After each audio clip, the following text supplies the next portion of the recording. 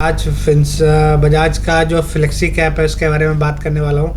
ये फंड ने क्या किया है इस बार, इन्होंने AUM छः, वैसे इसका AUM है ना 5,000 करोड़ से ऊपर का है। तो मुझे ऐसा लगता है कोई भी फंड हाउस जिसका 5,000 करोड़ के ऊपर का है AUM, तो उसके फ्लेक्सी कैप को आपको देखना चाहिए, उसका पढ़ना चाहिए कि उसके फ्लेक्सी कैप क्या बाय कर रहा है, क्या सेल आउट कर रहा है, अगर आप मार्केट के बंदे हैं तो मैं बस इसी पे बात करने वाला हूँ। इनके रिटर्न वगैरह पे हम कुछ नहीं देखेंगे, बाकी सब आप उसके लिए, अगर आपको ऐसा कुछ भी चाहिए, आपको कोई SIP चाहिए या कुछ भी इस टाइप का, आपको कोई डाउट है, कोई म्यूचुअल फंड लेना है, तो आप बेझिझक मुझे मेल कर सकते हैं। मेरी मेल ID arvind.pimg@gmail.com, ये मेरी मेल ID है, आप इसमें मुझे मेल कर सकते हैं।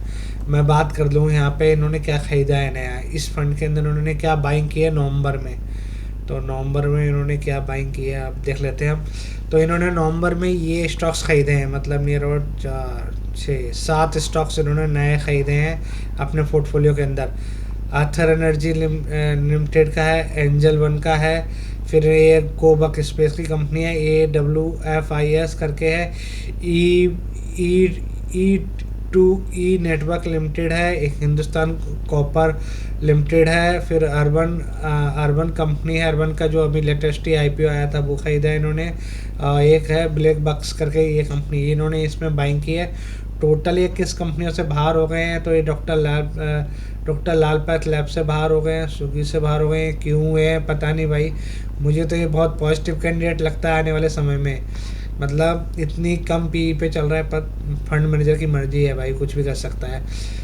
फिर ये बाहर हो गए हैं पॉलिसी बाजार से, क्रिस्टल से बाहर हो गए, ये हो गए एल्किन लेबोरेटरीज से बाहर हो गए हैं, TCS से बाहर हो गए हैं, बल्कि निफ्टी IT सेक्टर अगर आप देखेंगे ना, तो उसकी निफ्टी IT सेक्टर ने ब्रेकआउट दिया है, और TCS उसका मेन चीज़ हो सकती है चलने के लिए, पर ये लोग बाहर हो गए हैं।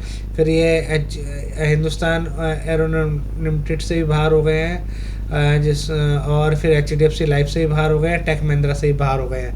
तो आप इन स्टॉक्स पे नज़र रखिए जिनसे ये अंदर हुए हैं, इन्होंने जिन पर बाइंग की है, और भी देखिए किन किन फंड हाउसेस ने बाइंग की है इन स्टॉक्स के अंदर।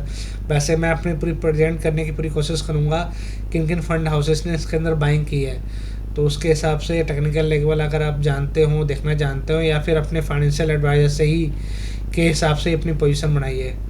और जब तक आपको अगर कुछ जानना है तो आप एक चीज़ देखिए, फ़ंड को अगर आपको बाय करना है या कोई और फंड बाय करना है तो आप मुझे मेल कर सकते हैं। तो आप इस पे, मैं मेल ID पे आप मुझे एक्सेस कर सकते हैं। Thank you, have a nice day.